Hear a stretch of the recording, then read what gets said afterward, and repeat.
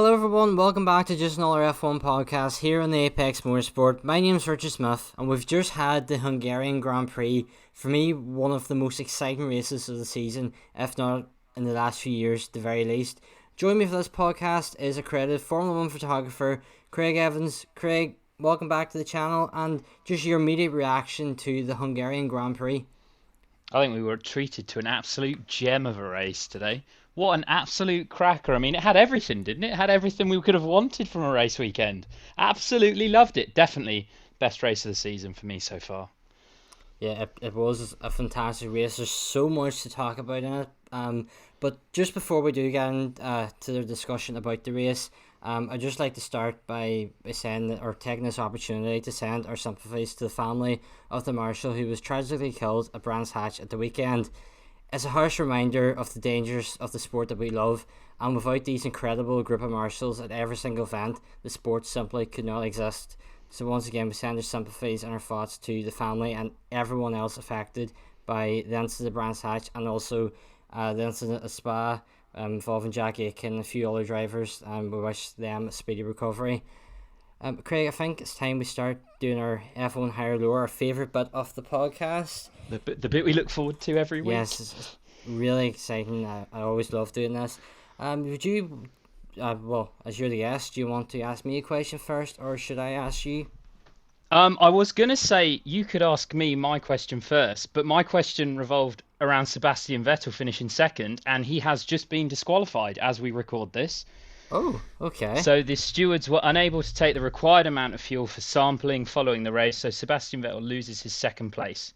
They could only extract 0.3 litres from the car, which is 0.7 litres short of the 1 litre they need to provide at the end of the race, so the stewards can test that. So that's a real shame. That is, and that completely changes everything that I've written down, so it's going to be a bit free-for-all trying to work out who finished where. Live sport, hey? Yes, can't beat it. So, well then, we'll discuss this first, if that's the big breaking incident before we do the F1 higher lower. This is the key moment. Vettel disqualified.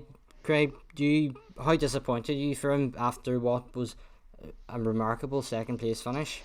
It's such a shame because Vettel looked like he could have gone on to win the race, and obviously I'm scrolling through Twitter here, and apparently Omar Safnow has said they could extract around 1.7 litres.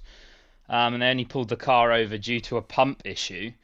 But yeah, obviously the stewards have said no, that's not how we see it, and yeah, he's been disqualified, which promotes Hamilton and Sainz up the podium. That's another podium for Carlos Sainz where he doesn't actually get to lift the trophy on the podium. He's making a habit of that, which is quite annoying for him. Just seeing here the revised F1 result. Ocon wins. I'm repeating some of the things you said. Ocon still takes his first victory in Formula 1, something we will discuss in a moment. And as you said, Hamilton, Sainz in the podium. Alonso 4th, Gasly 5th, Tsunoda 6th, and then Latifi 7th, Russell 8th. That's major points for Williams. The first time 10 points for Williams. It's a massive haul. And if I'm correct in saying that, moves them up to about 8th in the championship. 8th, yes. So they will go ahead of Haas, who are still on 0.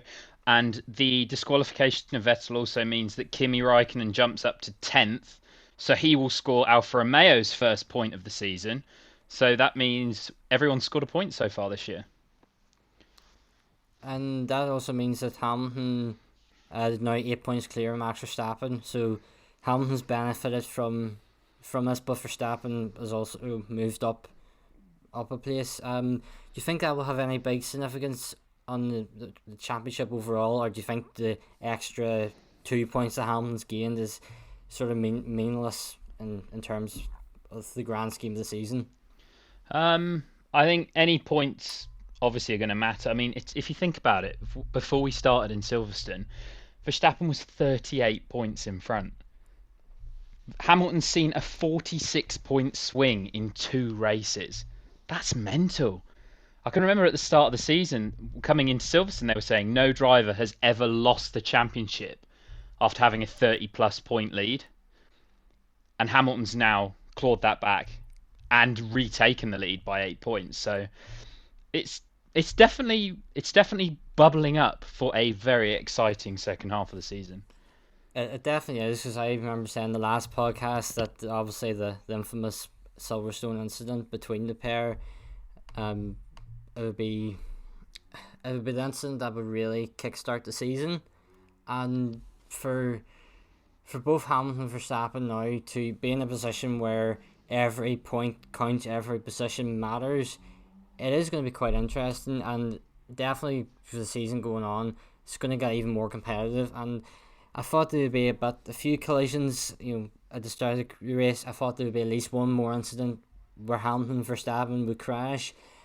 We didn't even need the two to be in the front row to crash, because there was another driver who crashed into another driver, into another driver, and into another driver. That's the start of the race. Big first lap incident. It was Leclerc described it as nice bowling, I believe was his tweet. Yes. So he's obviously not very happy. It was like that, but before we discuss the start of the race, I think we need to go in and do our F1 higher lower. If you're ready to do that, Craig, I'll let you choose if you want to ask me a question or I'll ask you. Well, considering I'm behind on these, I think I'll take the question first. See if I can claw back some points. William-esque comeback to the points. Yes. Okay. My question has no relevance to the Valor result. I thought I was going to have to change it, but I don't.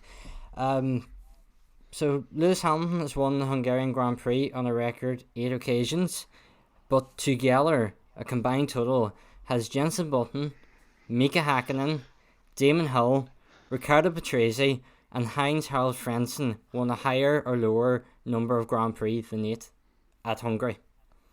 In Hungary? Yes. Well, Button got his debut win there back in 2004? No, it was, around then. Patrese. I'm going to go with lower. It's a sheer stab in the dark. It's a very quick guess. Usually we're both sitting to deliberate these for such a long time. I'm gonna guess lower, because but I know Button's won once. Okay. I can't remember Hill winning there. Well, it was before my time, but I can't remember the knowledge of Hill not by winning much. there. No, not. Oh, I'm not quite that old, but but yeah, I'm gonna go lower. That's my final answer. Final answer. Will you be correct? Yes. But points. But your guesses of how many times each driver won is incorrect. But I'll still give you the point. Jenson Button has won there twice, 2006 and 2011. I can't even remember that one. Mika Hakkinen has won there twice as well, 1999, 2000. And Damon Hill has also won there twice, in 93 and 95. And Patrese and Frentzen have never won. I just randomly took 2 other drivers to come into my head that sounded like they may have won one, but they didn't. So time for you to ask me a question, and hopefully you're going to be nice to me this time around. So this is where my question kind of falls apart. Okay. So my question was, the last time we had 14 drivers finish a race, and Sebastian Vettel came second in that race, was the German Grand Prix back in 2019. That's now all gone out the pan because he's been disqualified, but we'll roll with it as if he hadn't been. Okay. So the question to you is, obviously Vettel came second today by a margin of 1.8 seconds. Was the margin to first place at the 2019 German Grand Prix higher or lower than 1.8 seconds? Was the 2019 one the wet race that was just chaotic all over the place? Yes. Okay. It was the one where Mercedes did the retro livery. Oh, yeah. Okay. And it went very, very, very wrong for them. Yeah, that's when they had Netflix with them. Yes, the old curse of Netflix. That's a tough one.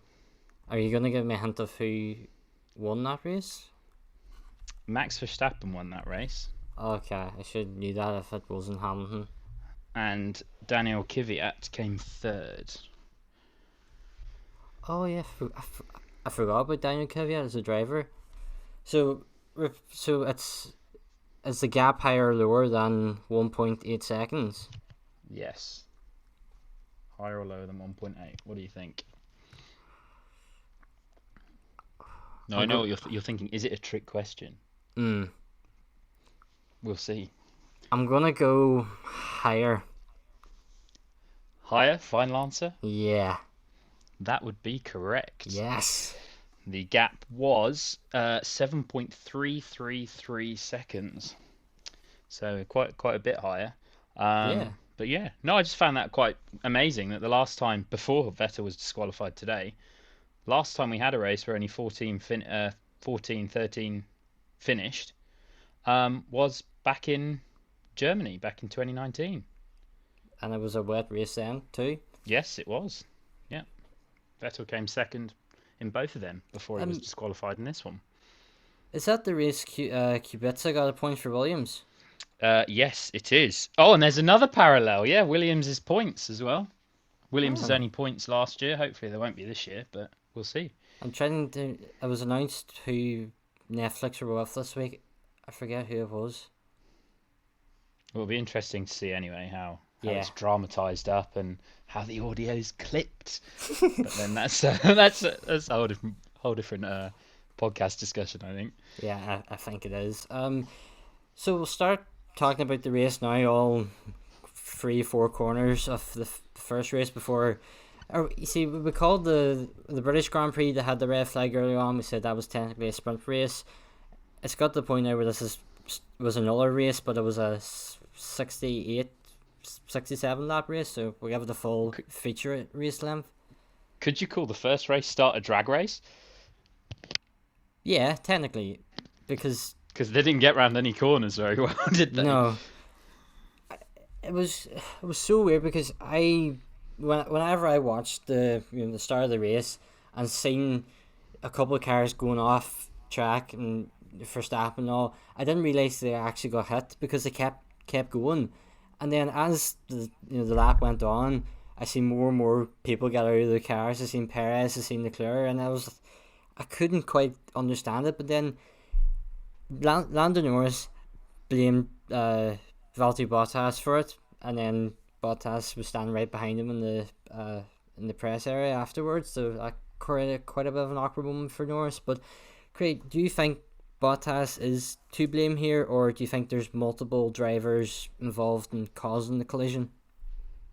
Um, it definitely Bottas, yes, was very late onto the brakes.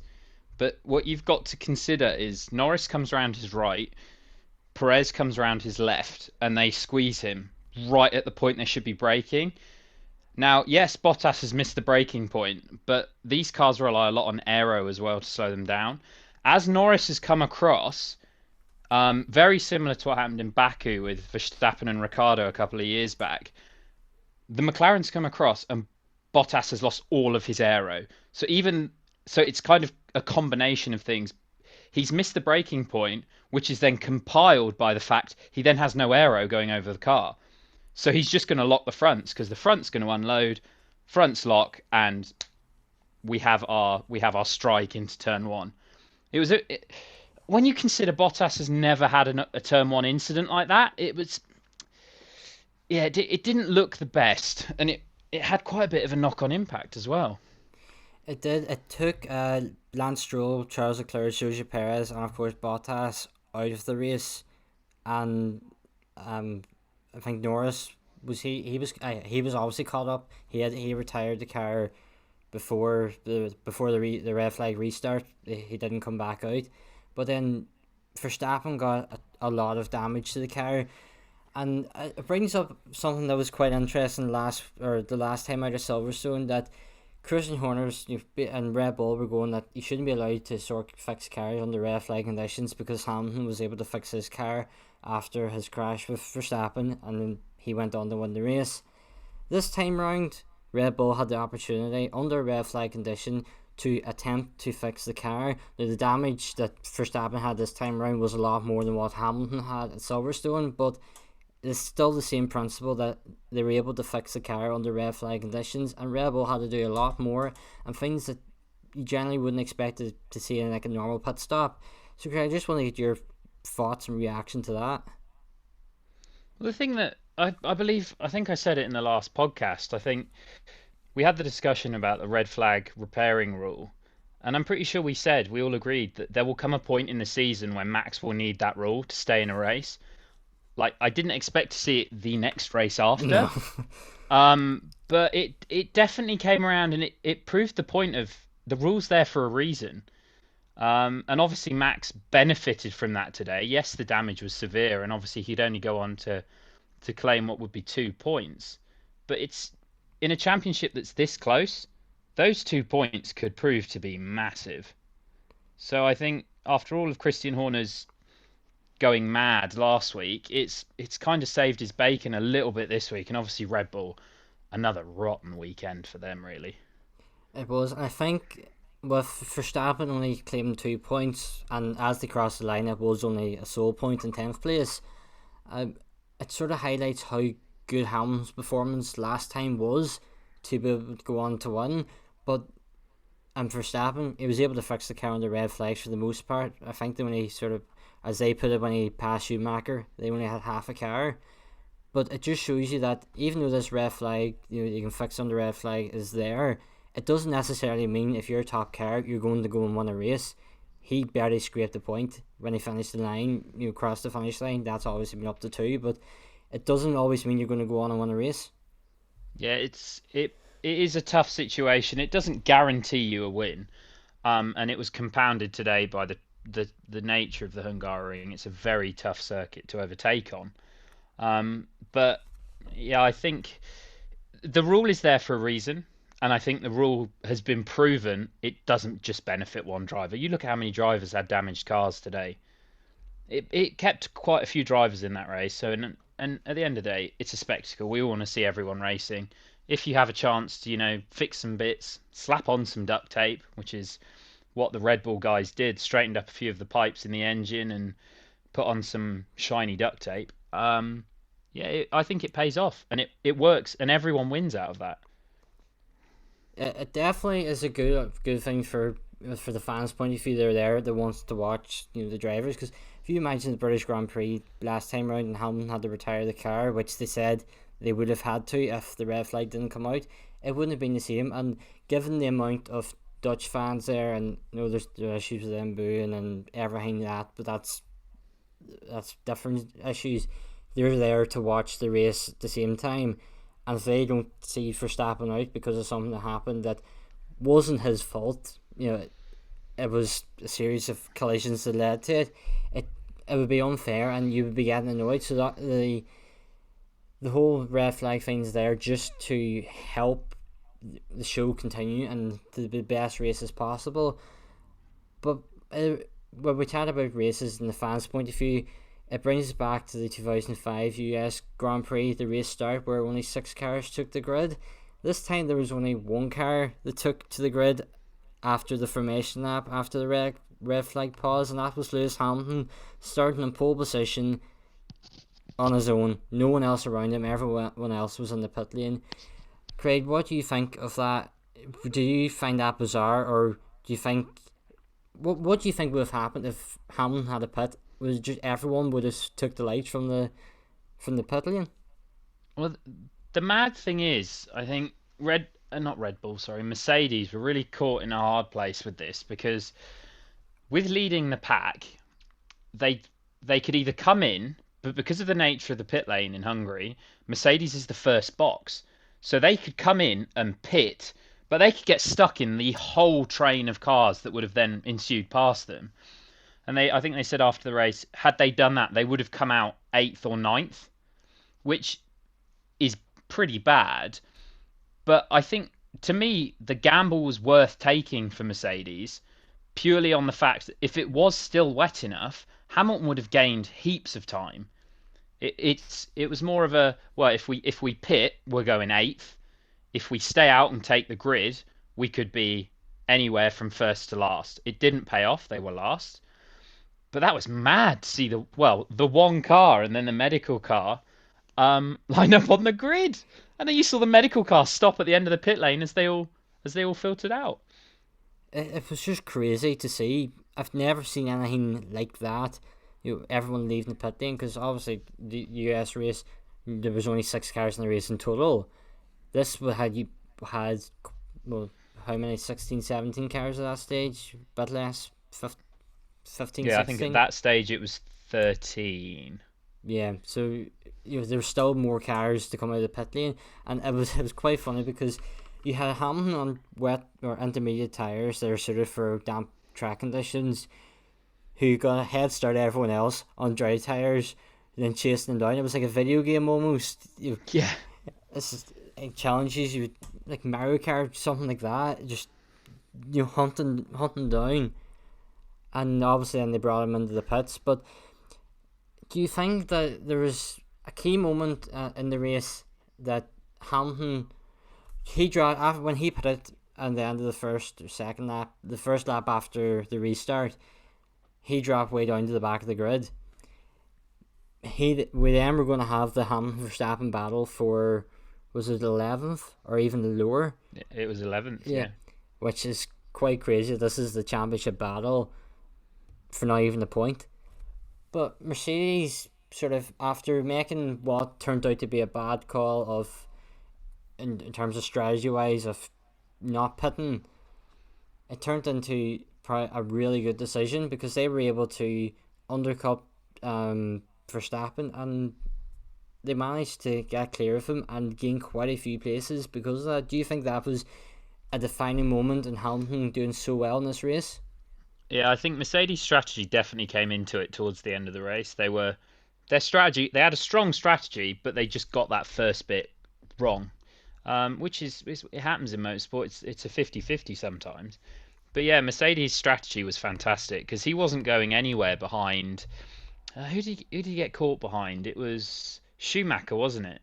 Yeah, No, it was Tsunoda. Apologies. Yeah, it was Tsunoda he got caught behind.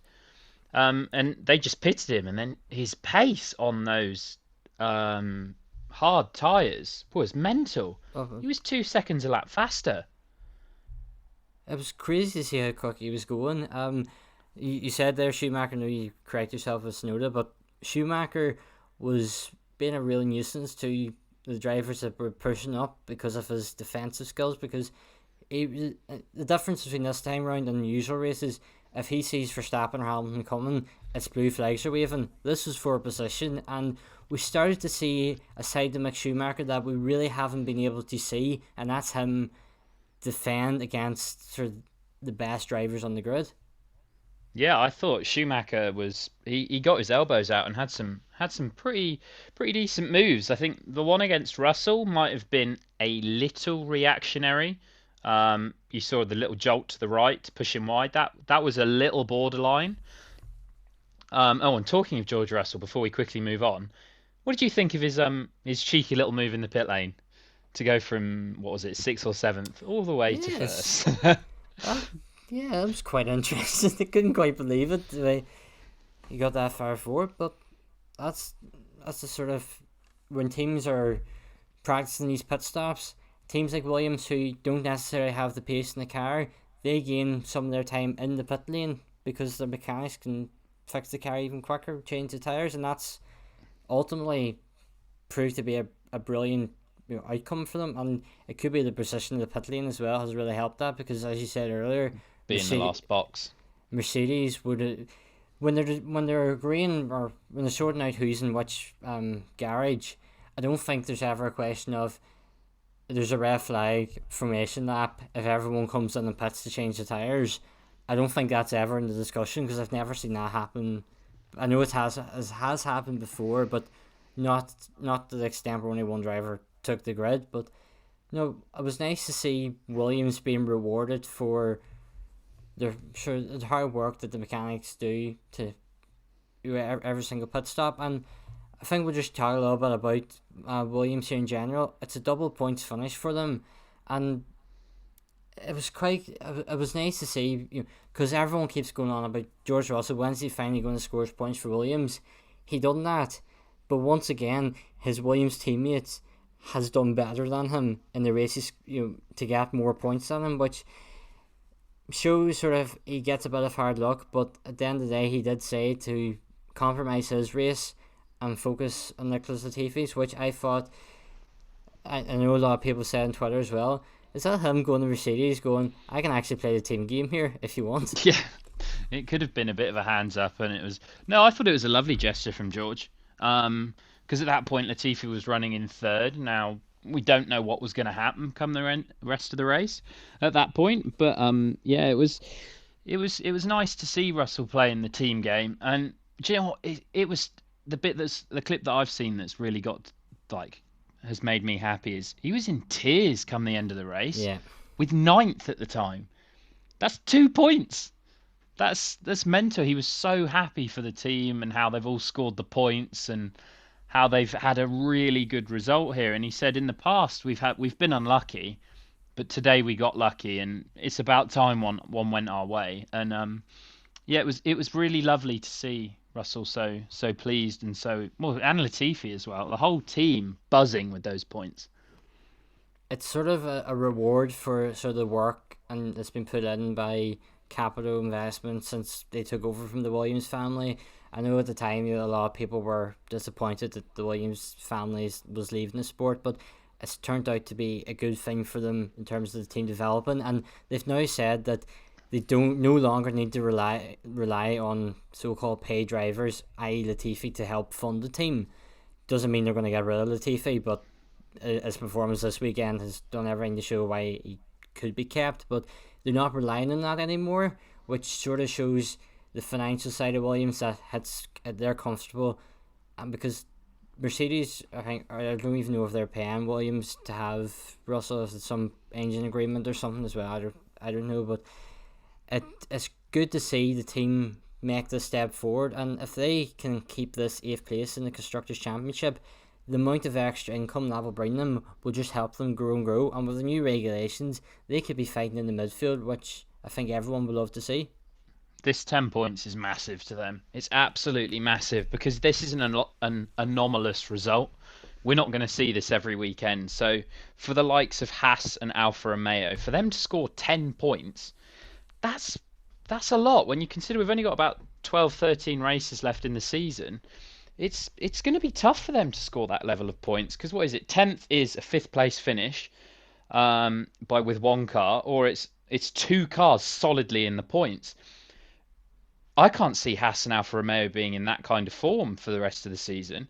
Obviously, they've got their first point with Kimi Raikkonen today, but yeah, just to touch on the point with the Williams family, I think yeah, it was sad to see them go, but the team really needed that injection of right, this is what we're doing. Bam, bam, bam, goals. There we go. That's what we're going for. Um, I think it's fantastic to see Williams turned around this well in just over a year. As I say, they've been unlucky, but today it went for them, and it was lovely to see. It's a proper team, Williams. It's a proper team effort there, and you saw that with how happy they all were today.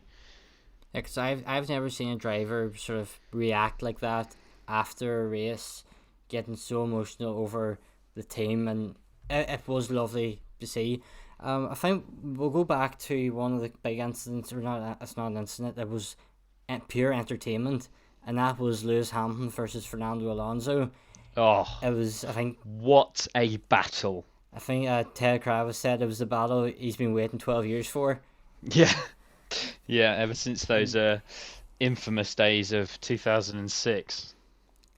It was just proper old school racing, where you had two drivers who are so experienced that they know what the limits are, and they can push each other as much as they can, but it's still respectful, and at the end of the day they kept both cars on track, and if Alonso didn't lock up, Hamilton might not have got through there or at all, because he was struggling a bit because Fernando Alonso was being very impressive defensively. Well, there's no question of a doubt. Alonso won that race for his teammate today, because had he not held him for that long, Hamilton would have gone on to win. Yeah. You saw how quick he closed up in the last two laps. I mean, he was only what was it? Let's have a look. Yeah, he was less than a second behind Vettel as they crossed the line. So those odd what was it, 8, 9 laps Alonso held him behind. Well, Alonso played the team game today, and to me, Alonso as I've said in most podcasts, I think he's one of the greatest the sport's seen. Let's just throw that one in there again. Um, but yeah, Alonso played the team game today, and it was fantastic to watch that battle. To me, that battle should be shown to every younger driver coming up through the series. That is how we race in Formula One. The respect shown between both of them was mega. There was no, I'm going to put the car here, and if you turn in, you're going to hit me. It was, I'm going to leave you a car's width on every corner, and you will have nothing more than a car's width. That was all they were going to get. It was brilliant. It was absolutely fantastic racing. Love to see it. It was just fantastic because at that point of the race, it's sort of at the time of the race where everyone's just settling into their longer runs and just trying to save the tires as much as they can. And there's not usually that much excitement, but this was brilliant. You couldn't take your eyes off it. Just lap after lap, corner after corner, just two of the greatest drivers about to battling, and it's something that are we going to see this again this season at all? Possibly not, but it would be great, and I think it shows Alonso still got it, as it was put after because he did get driver of the day. It wasn't bad for an old guy. Yeah, not too bad for someone that had his 40th birthday this weekend. No, Alonso is, and Hamilton. You've got the two of them. You've got arguably two of the greatest the sport's seen, having an absolutely ding dong battle for fifth. Was it at the time or fourth? No, it was fifth. Fifth, Yeah, yeah. for fifth, it was brilliant. And the thing I loved to see was Alonso at the end waiting for Ocon. How he hugged Yes. him, picked him up, and went, "Yeah, this is the guy." I think it puts to yeah, Alonso has a checkered past, and we've seen that in the past. I think we're looking at a completely different guy. I mean, the guy that got that fourth place for Alpine today, I think is not far off the complete package. He's and it's just brilliant to see, and it was so nice to see him congratulate Ocon and celebrate with Ocon because it was a real team victory for Alpine today. It was fantastic to see, and it's the little injection of excitement that the sport needed because after Silverstone it was all the headlines were all, oh, Hamilton this, Verstappen that, Hamilton this. It was, well, if these two have a bit of a bad day, look at what we can do instead. And it was brilliant, and it just brings people in, and it's always so happy to see a driver get their debut win. No matter who you support, it's a great watch, isn't it? Yeah, it's brilliant. And I remember texting during the race, I was like, this is what Formula 1 can be whenever you don't have the leaders all fighting at the very front, and you don't have team principals constantly arguing over things that aren't even relevant and complaining. You just got everyone supporting Ocon. Even if Hamilton was second, you would still, even the Hamilton fans, I think, would still, I'll say everyone because there'll be some that Hamilton or no one, but it'll be well known Ocon. It was like whenever Gasly and Hamilton on the final corner at Brazil, when that drag race to the line, people were willing Gasly on because it's the fairy tale story of a driver who shouldn't be there getting to. For Ocon, it's his first victory. French driver, French team, French engine. It's all it needed to be was at the French Grand Prix. Wasn't to be, but I don't think anyone can really complain about Ocon winning, given what he's been through in his career. You being dropped, having to take a season out. It's great to see, and does he throw his name in the hat for Mercedes seat if Hamilton or Bottas decides to call it and Russell doesn't get moved up? I did mention that to my parents as we were watching the race. I was like, let's not forget, yes, everyone's like, oh, Russell's got the seat. Ocon's managed by Toto Wolff. Mm-hmm. He's had strong links with Mercedes in the past. Could it happen? Maybe. If both drivers leave, possibly, although Hamilton has got the new contract. But the way Russell reacted to Williams getting the points sort of shows sort of what he's like, that as a very much a team effort and loves the team, because at the end of the day they're the team that give him his opportunity in Formula 1, and he's been pushing as hard as he can to repay them. And although we got that drive from Mercedes and Bahrain, you sort of feel like, would he want to stay with Williams because he knows the team? It's a very team, the way everyone gets on so well with the team, and that the new regulations, you don't know who's going to be where. Do you think there's a possibility that, and this would mean Ocon could move to Mercedes, that Russell would just decide, I'm going to stay with Williams because I feel comfortable here. I don't have the pressure on me to beat Lewis Hamilton every single week. I don't know. I think if Mercedes come knocking, you're not one that they're going to turn down. You're not one they're going to turn down. But I think the thing with Russell is he's bled, sweat, and tears have been Williams. That's all he's known for. Like you say, they gave him his opportunity in Formula One, and Williams and Russell has been. Could you say it's been a successful combination? I'd say yes, because I reckon he has led the team. Definitely. I mean, when you consider he came in as a rookie, he's definitely led the team, hasn't he? He's definitely been that team leader. I don't know where Williams would be at if they didn't have to rely on, in quotation mark, pay drivers over the past few seasons. If they had someone experienced like Nico Hulkenberg or even a Valtteri Bottas, someone of that experience alongside him when he was developing his career, or did Russell being thrown into the deep end to be, you're the team leader? Was that the best thing to happen, and that's why he's become so good that he's just had to learn? Because when he come in, and with Williams being down the back of the grid, the pressure has been off him.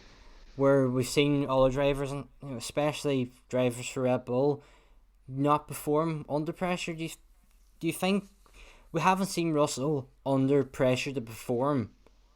Do you think that's something he could handle, or is it something that you just have to go to Mercedes to actually see? Well, I think the pressure is always there to perform. As a driver, you always want to beat your teammate, and ironically, when it comes to points, it's something that Russell's always struggled with. But I think Russell, and he showed it in Sakir last year, he has the talent to perform. And to go on to the pay drivers point, I think it was Ted in Ted's notebook said, I'm sure Ocon will be sending Latifi a lovely carafe of rosé wine, because let's be honest, Latifi holding up the pack in third allowed Ocon and Vettel to effectively run away with the win. Yeah. So yeah, I don't know. It's going to be an interesting couple of seasons coming up because there's going to be quite a few driver changes, and it's going to be fun to see. It's going to be fun to see where everyone ends up. But Williams definitely on the upward path. Yeah, and just to pick up on the point you said there about Russell struggling for points, it's probably unlikely that we'll see them fighting for multiple points again this season. So it could be a real possibility that this is his third season in Formula One, and this will be the second time he's been beat by a teammate in the standings, despite topping every single qualifying session between the pair. That was both Kubica and Latifi, and winning the vast majority of the race battles. Yet when it comes to the actual points, he finished 20th in 2019. He obviously got 3 points for his time in Mercedes in 2020, but if I'm reading this right, he's currently 16th in the driver standings based on them points, which that's very impressive for him, because he's got Kimi Räikkönen behind him, who's a Formula One world champion, and then you've got a Ferrari young driver in Giovinazzi, technically still a young driver, I think, or is in the young driver seat there, and then you've got a son of a 7-time world champion alongside Nikita Mazepin, but he's going to finish last anyway. But you've got, if you just look at the names, you've got Rankine and a Schumacher behind you. That's good going. And notice there's 2 Canadians in front, Latifi and Stroll. Yeah, no, I think Russell's definitely tends to get the smaller bit of the cookie when it crumbles. But it's not the best situation for Russell, but he's definitely on the way up, and I think it won't be too long before we see him celebrating the win at the front of the grid. Hopefully, well, fingers crossed as well. Oh, and another thing, just to jump back into the Sebastian Vettel disqualification. I'm on, as I say, perusing Twitter, and Ferrari have tweeted, at Carlos Sainz has been promoted to third following the disqualification of second place finisher. They didn't even mention Sebastian Vettel, who Oh, carried that team for so many years. Oh, the shade. We love it. We love it. oh, no, that's not fair. But the one of my moments of the race is we've been a bit all over the place on this podcast. Was Yuki Tsunoda's radio to his team. So obviously during the race, Gasly was let in front of Tsunoda to see if he could improve on the car in front. They did a team switch into turn one. Couple of laps later, Yuki Tsunoda comes on the radio. Can someone get on the phone to Gasly and tell him to hurry that up? Oh, it was brilliant. I absolutely loved it. We have missed the Yuki Tsunoda ranting, swearing on the radio because we haven't heard that in a few rounds. And this is a driver who has just come in and he's up against a Formula One race winner, and he's also got another podium in front of him, and he's just telling him, "I'm quicker here. Hurry up! I want to get past." It's brilliant to see. Whether or not they would have been. I don't even know. I can't even remember what happened. Did they let them through, or It finished with Gasly now fifth, Tsunoda sixth. so But the interesting thing is, another thing that does with the points, obviously Sainz gets 3 more points. losing blood? So the gap between McLaren and Ferrari is now 0. They're both level on 163 points. Ooh, and it does mean that He does jump ahead of Leclerc. Yeah, you're right. So there was no change in the battle or for third, fourth, fifth place because they all decided they didn't want to race after lap one or turn one, or rather. Hamilton, Verstappen. Hamilton's obviously gained more points now on Verstappen.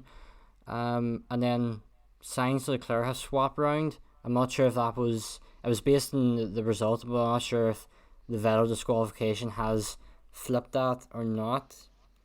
I don't think it was 3-point switch. I probably would have actually. Fourth, how many you get? How many points for? For fourth. 12, isn't it? 12, yeah, 12 for fourth. So that would have changed it then to 3 points.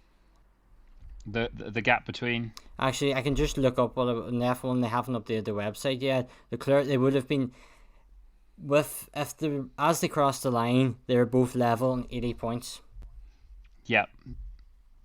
So both Ferrari drivers on 80 points, but that obviously those additional 3 points for Sainz will bump him up. And then, sort of just out of nowhere, you've got Gasly and Ricciardo battling. I think Ricciardo. We can quickly touch on McLaren's race now. Actually, obviously Norris was used as a bit of a battering ram in turn one, and he was furious. In the post-race interviews, which is understandable because Norris could have gone on to get a grand result today. But Ricciardo not scoring points.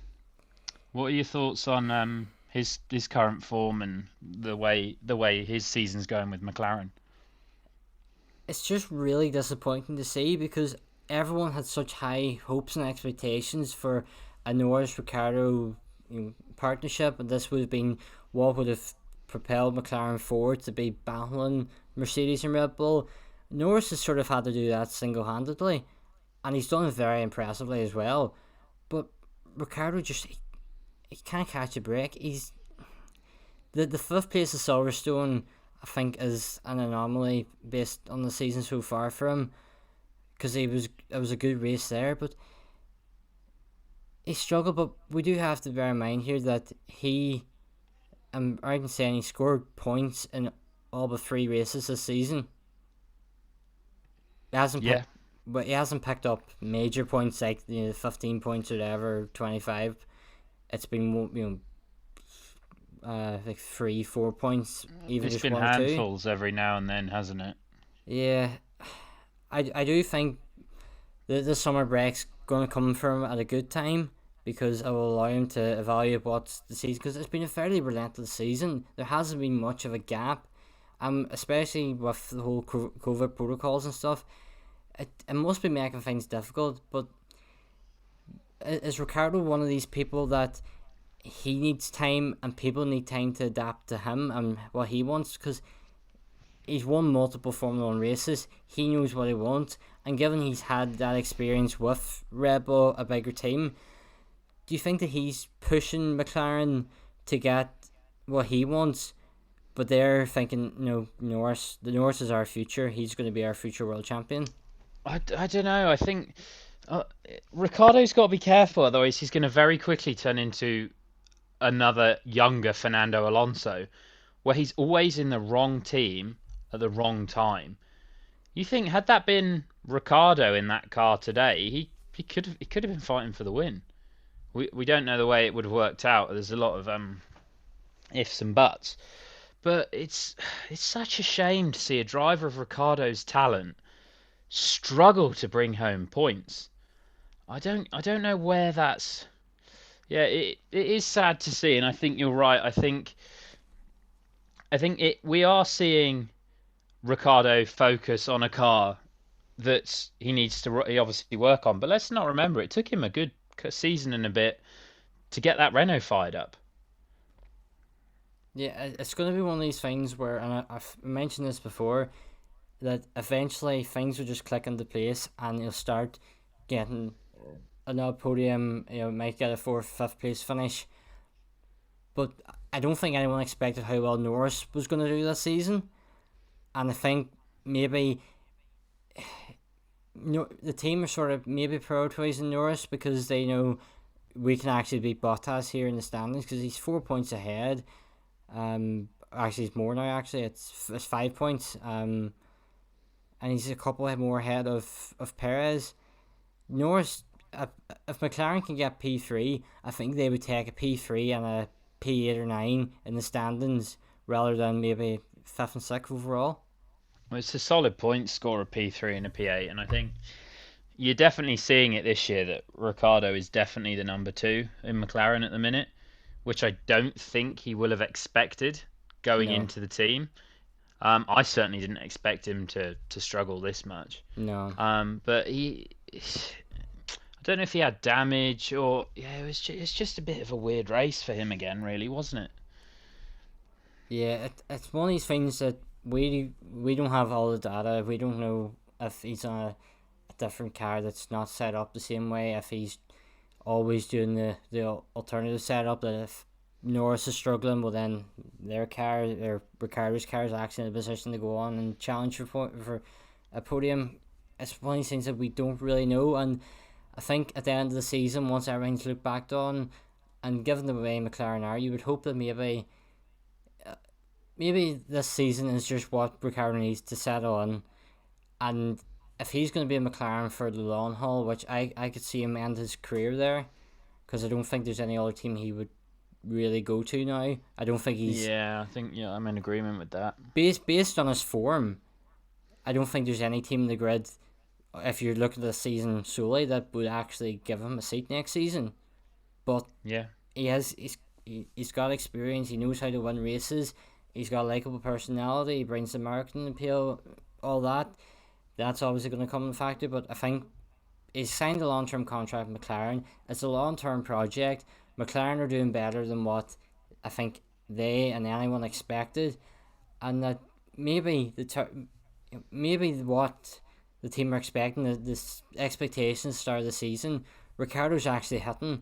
It's just Norris has just stepped up another level. Yeah, and Norris is just excelling everywhere. Yeah. And given that people were doubting whether or not Norris was ready for Formula 1, it just shows that if team takes a chance on the young driver and sticks with them longer than half a season, things can come good. Because we don't know, Gasly could be battling with Verstappen for a world title if Red Bull give him more of a chance, because we're seeing Russell, because I know we're going back to him, but when Russell come in to the sport, he was okay. He wasn't anything spectacular. He didn't have the best car, but he's just slowly, and this season with the team progressing, two Q3 appearances. This was his first race where he didn't qualify out of Q1. Yeah, the So, ironic thing is, had he qualified in Q3, he would have been taken out at the start. yeah, it's one of these things. Vettel said that he had a bad start, but it was the best thing that happened. Yeah, So, but that's what I mean. That's how quickly it can go from bad to good in motorsport. yeah, it's just one of these things that if you're at the front of the grid, you less cars to get to pass to win the race, but that's where the Yeah, competitive action's happening. yeah, and And quite often that's where you're gonna have scuffles come sometimes, start of the race. sometimes starting last in the grid, it could be the best thing because you Yeah, can avoid everything. yeah, it is. It's definitely it's the way it goes, and it's super interesting to see. I thought today, as I said at the start, we've been treated to an absolutely fantastic race today. Yeah, it was a brilliant race. We'll finish talking about the race at one point. It was something that happened on the podium, and we're not medical experts, so we'll not go into too much detail to things are officially confirmed. But Lewis Hamilton looked to be struggling on the podium. Toto Wolff's come out saying that he was it dizziness and stuff that he had to miss the first half of the post race press conference. Craig, when you seen Hamilton on the podium, were you thinking the same lines as me that something just didn't look right? I was expecting him to faint. I'm not going to lie. I really expected him to faint. He looked awful on the podium. And he's then gone on and said that it might be he hinted that he was still suffering from symptoms of long COVID and stuff like that after obviously contracting it last year. But yeah, he had to go and seek medical attention, didn't he? Yes, he did. I've just seen pop up on Twitter here that the stewards have received a notice of intention of appeal from Aston Martin about the Vettel incident. They are going Yeah, to. that's understandable. It was always going to be appealed. So that's something that will keep you up to date across the social media channels once things have come out. But that could change the outcome of the race again. Well, that would just make everything we've just talked about completely pointless. Yes. So if you're still listening at this point Mm-hmm. and you've got this far and Vettel has kept his second place, ignore everything we've just said. just Yes. just go back to the start, watch the first 30 seconds again, and then then you can hop off. Yeah. The ironic thing is that if we started recording about a minute earlier, we probably would have just been discussing. We would have just assumed Vettel was let off, but here Yeah, we are recording a here we go. podcast about him being disqualified, but potentially going He ahead. won't be. But I think that's a pretty hard one to overrule that. Yes, depends if they have the evidence or not, but you would assume that the FIA they know what they're doing most of the time. But when it comes to this, you would assume that Yeah, they would you'd, get it you'd hope correct. they would, yeah. So hopefully they've got that one right. At least the Aston Martin team know what to do with appeals and how to get around it and how to bend the rules a bit. Oh, was that a shot fired from Racing Point last year? Well, you could say so, but at least Yeah. this time they're copying the Red Bull, not the Mercedes, which is funny enough. They're copying the quicker car. Yeah. Yeah, exactly. Yeah, Yeah, oh dear. this is the bit Oh where we well. just go into pure craziness and make up false rumors. I think we should do. I Yeah. think we should do our predictions before this gets out of hand. Yeah, let's get some predictions in before hmm we're never allowed to be seen anywhere near a motor race again. Exactly. So it's Spa, isn't it? It is. Well or not. Yes. Just very quick, do you think there'll be any sort of changes made to the circuit before it because of the incident we seen at the weekend? Um, not this short notice, no. But something needs to change at Eau Rouge. We've seen too many accidents where cars have hit the wall and then are flung back into what is effectively a firing alley of cars coming up the hill blind at 100 and something miles an hour. It's after Hugh Bear died in 2019, it should have changed. The fact it nearly took another life yesterday, it's it's an iconic track, yes, but is it worth wasting there if we're going to have horrific accidents every year. It's a bit like, say there was multiple fatalities at Maggotts and Beckett's Silverstone.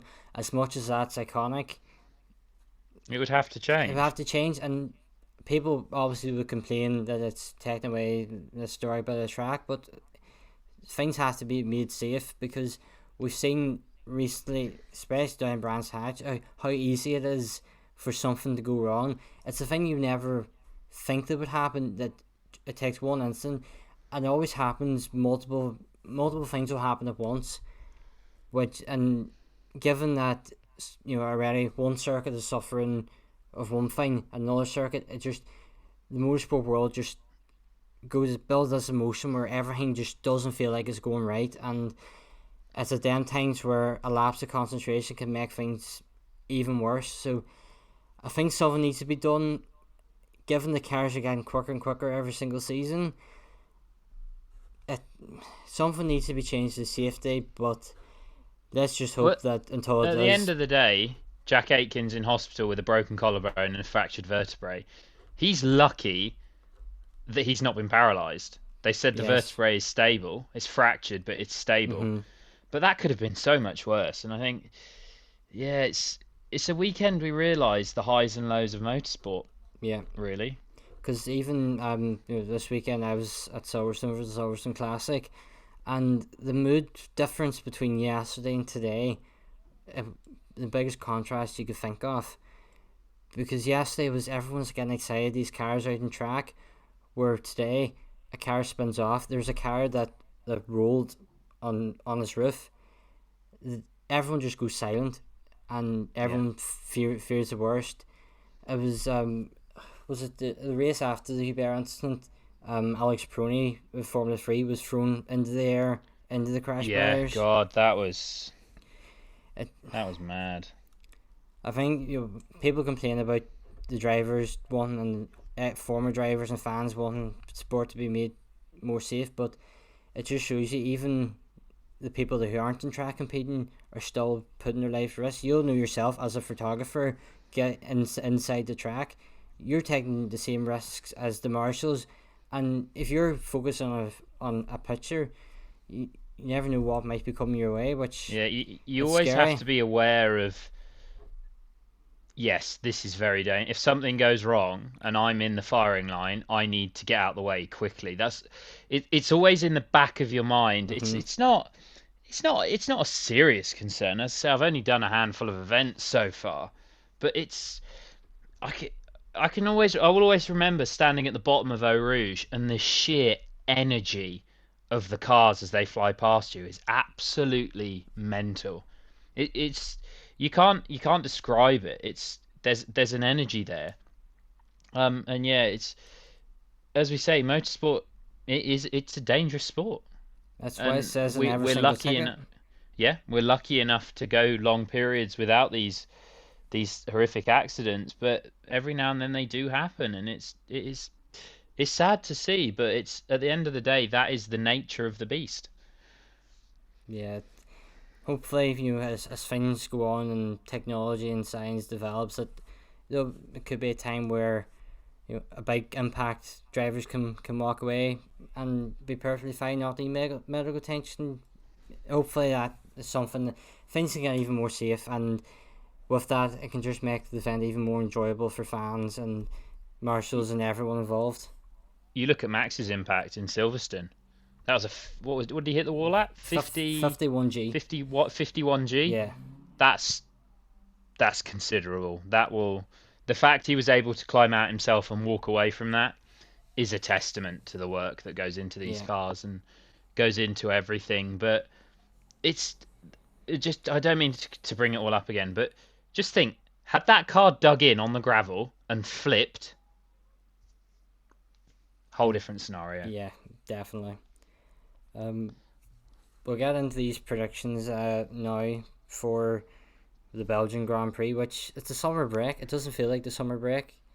It it feels like there should be a race next week, but it's is it a month until the next one? It yeah, it's August the 27th is free practice one. So, oh, that's nearly a whole month. This is What are we when gonna do? this is the time period where Mercedes said they're going to announce who's going to be partnering Hamilton next season. Yes, they did. Yeah, that'll be interesting. So the last thing that'll be in Toto Wolff's mind is you've got a driver who scored points in the Williams and someone who decided to play bowling in turn 1. Yeah, it's as Rosberg summed it up perfectly. You're only as good as your last race. Yeah. That is ultimately the nature of Formula One. So then, pole position for the Belgian Grand Prix. Who do you think it will be? I'm gonna go. I'm gonna say Max Verstappen. Okay. I'm gonna go Lewis Hamilton then. That was who I was stuck between. Yeah. So race victory. Who do you think's gonna win in Spa? I reckon it's gonna be a Hamilton win. Okay. And then the podium. Verstappen second. Okay. And Leclerc third.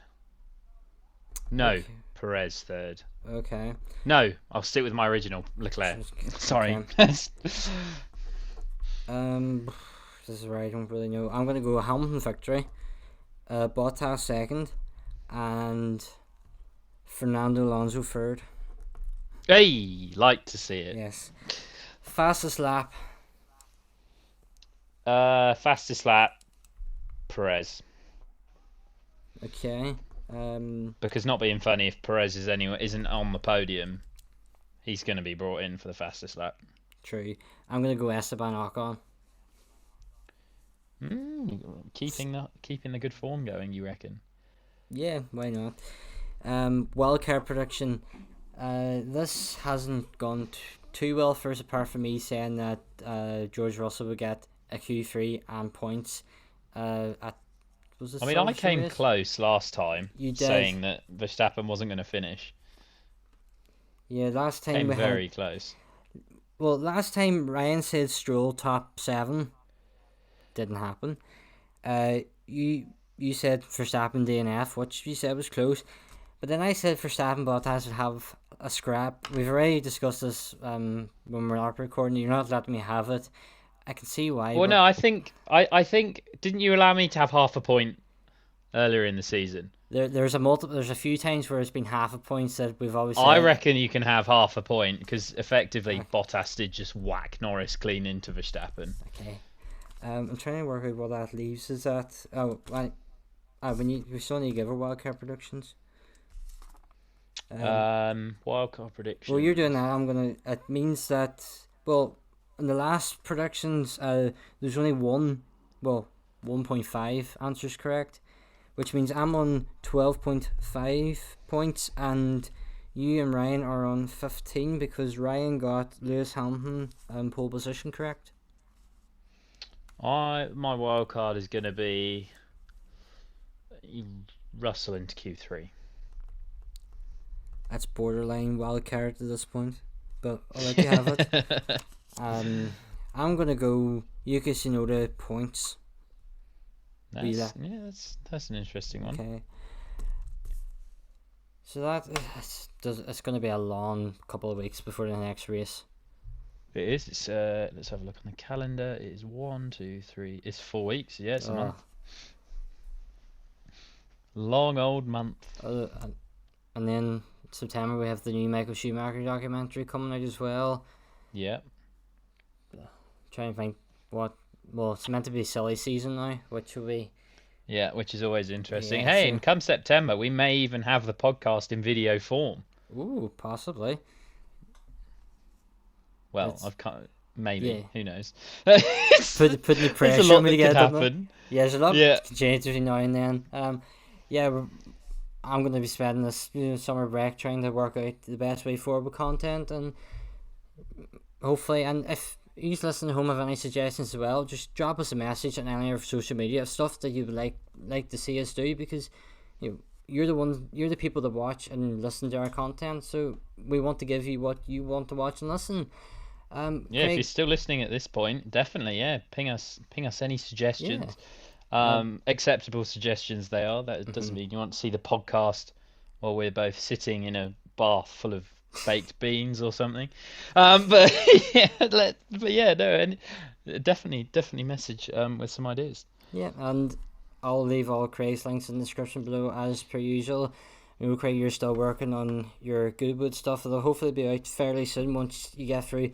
I can tell you it'll be worth the wait, that's for sure. I've seen some of the pictures and they are spectacular, so make sure you Too check it out in kind, there. far too kind. So I think that is going to bring this podcast to end. Craig, any final thoughts before we end out the podcast? No, I think as always, thank you for having me ramble on for a good hour. So it's always jolly good fun, and yeah, it's been a hell of a race to sign off the first half of the season. So Yep. yeah, fantastic. Brilliant way to end the first half of probably one of the most exciting seasons to date. And Yeah, it's definitely up there. if we have this championship battle for the rest of the season, it's only going to get more fiery and exciting from here on in. So yeah, that, as I said, is going to bring this podcast to an end. Thank you all so much for listening, wherever you are in the world, whatever platform you're listening on. Your support means a lot to us. If you don't know yet, we do have a YouTube channel, we have a website, and all social media links will be in the description below of whatever you're listening on. So yeah, thank you all so much for listening, and we hope you join us all for the next one at the Belgian Grand Prix. Goodbye. Goodbye.